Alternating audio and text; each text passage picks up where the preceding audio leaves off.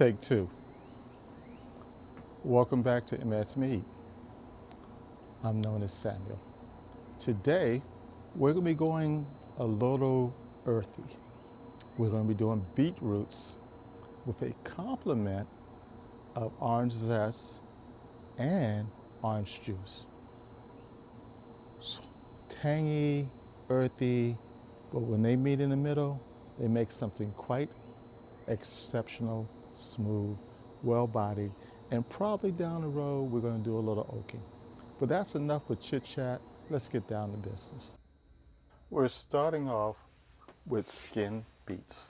Originally, we were over 7 pounds, but after getting the stems off, we were under slightly 5. A aluminum pate casing will be utilized today to take the advantage of the transfer of heat.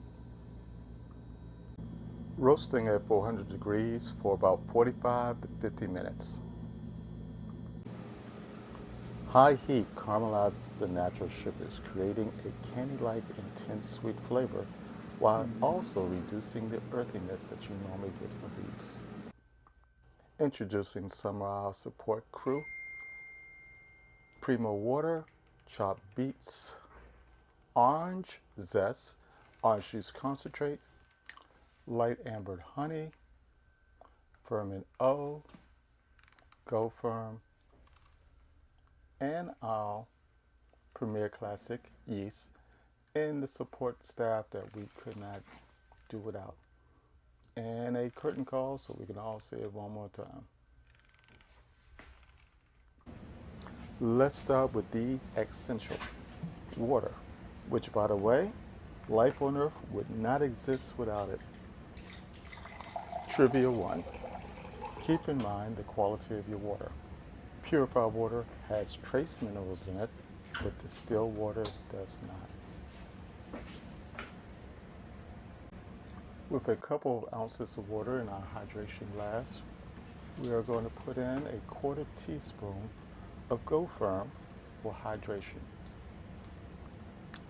Go Firm is a natural mineral-rich yeast hydration nutrient used during the rehydration phase to prepare yeast for fermentation stress. Is it needed? No. Is it beneficial to use? Yes. Which promotes one of the world's heavyweight champion yeast, Red Star Premier Classique. We're going to be using a half a package today. My little formula for yeast is 1 to 3, half a package.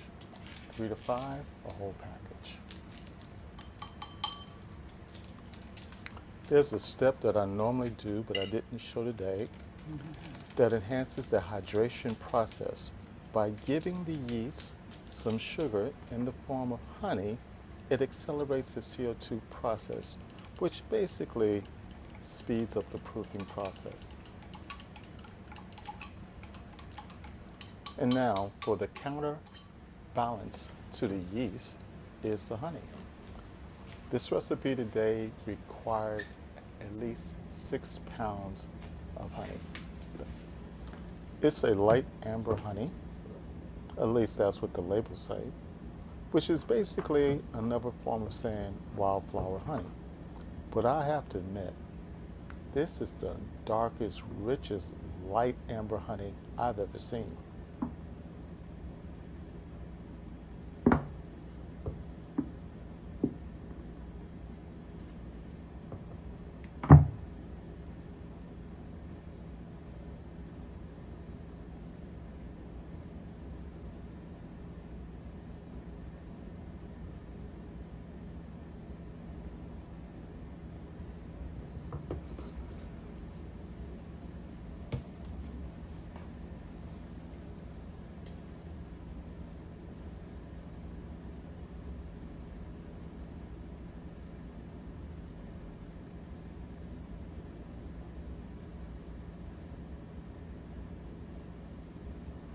And now that we're finally reaching 6 gallons, the agua is added.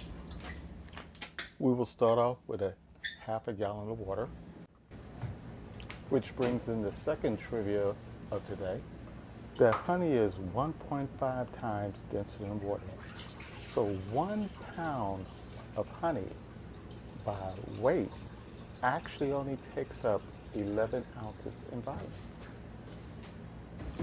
So 6 pounds of honey equals out to be 66 ounces, which just is about over a half a gallon. So with a half a gallon I'm getting ready to add to this, this will put us at the gallon marker. Actually, a couple of ounces over the gallon marker. I'm trying to be precise today because this is a recipe that I actually learned about through a good mead making friend of mine. Shout out to Angela. She was very precise and I told her I would do the same. And we're off to the aeration. When you think you've aerated your product, keep going. The more air, the better it is for the startup.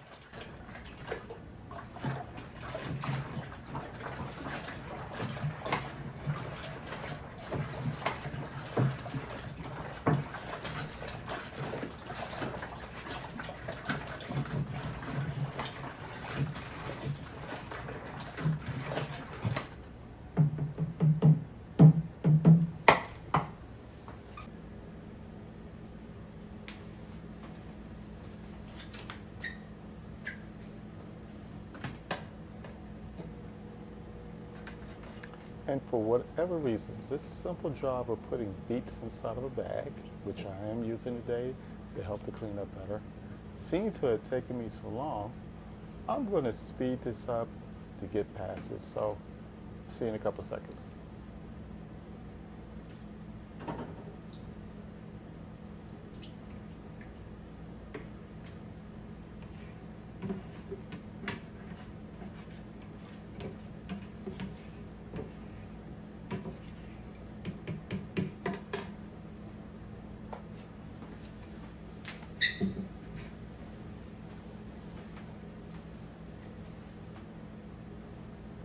At this point, you kind of tell that I lost track of my additives, but that will show up down the road.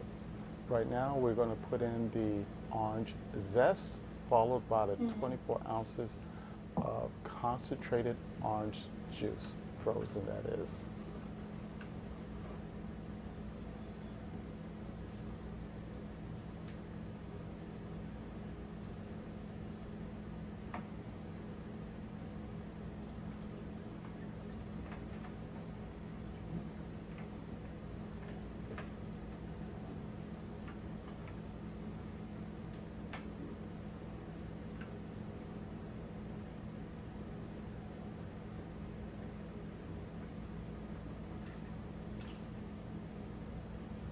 And at this point, the microprocessor I call a brain kicked back in, and I remembered I left something out. The weights, which mysteriously pops up on screen. They're going to be needed down the road, which also keeps the fruit submerged, which also heightens the extraction flavor process. And because of the CO2 that the yeast produce during this fermentation process, some people believe that bacteria cannot form. Basically true, but there are some bacteria that actually thrive in a CO2 environment. For mead making, we won't see those guys.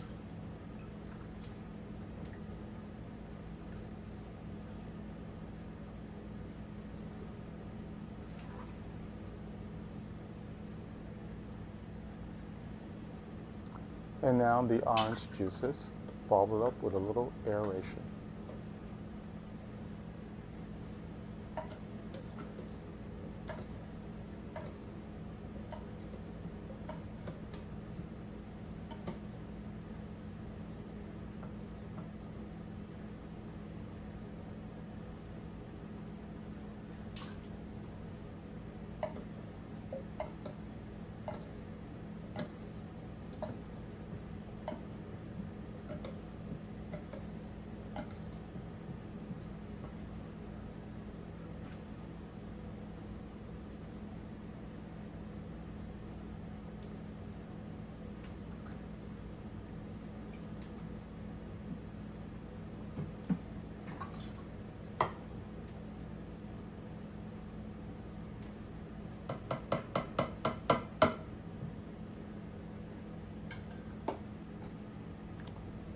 3 grams of ferment.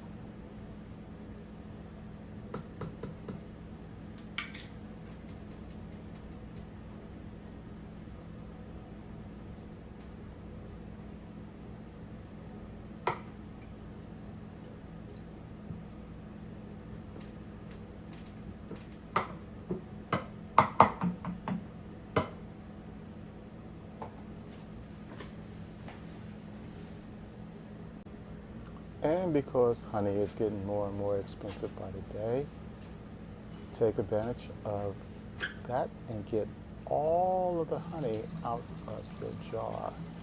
And another chance to aerate. The more oxygen, the better. Also, did you know by not aerating your must, it can lead to a stall?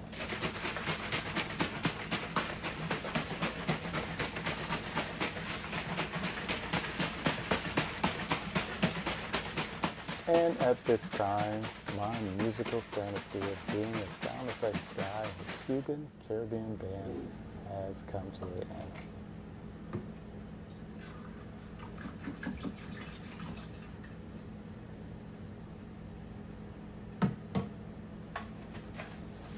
The rest of the ingredients and water are added in at this point, and the gravity for today will be, and the starting gravity for today will be 1.130, because everything that you see me using, including my hands, have been sanitized with star sand. We can pour it all back in. Now, for the finesse dough, it can now go upstairs. We're now upstairs in the fermentation room. A spot has been opened up, placing next to his other brothers and sisters.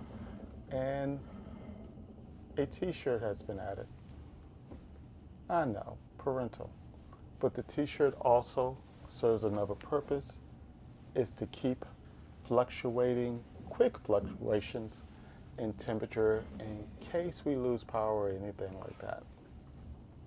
And the black t-shirts is to signal product that is fermenting, and the white t-shirts shows aging products. With those things out of the way, it's time for the most important part. What, when, why? Write it down. You are a craftsman. Information is power, and there's no better power to have over your product than the ability to produce it at will. Thanks for staying with me to the very end. If you like what you've been hearing, subscribe. Let me know how you're feeling. See you next time.